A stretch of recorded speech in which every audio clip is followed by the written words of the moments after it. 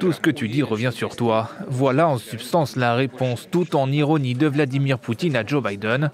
Le président américain avait dans une interview qualifié son homologue russe de tueur.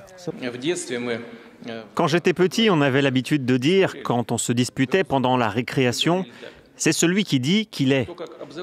Ce n'est pas un hasard, ce n'est pas qu'un dicton enfantin, il y a un sens psychologique profond. Nous voyons toujours nos propres traits dans ceux des autres et nous pensons qu'ils sont comme nous sommes en réalité. Cette passe d'armes verbales plonge les relations russo-américaines dans une nouvelle spirale de tension.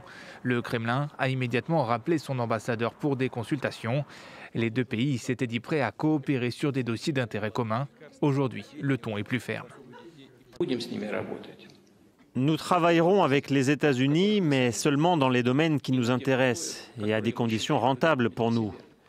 Et il faudra qu'ils l'acceptent.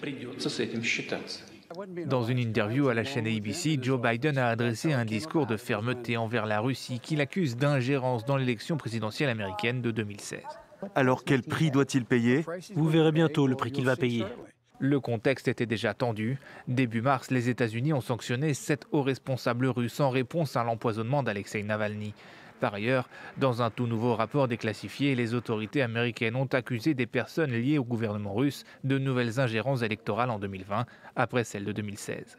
Des conclusions immédiatement démenties par le porte-parole du Kremlin, Dmitri Peskov, qui parle d'accusations sans fondement.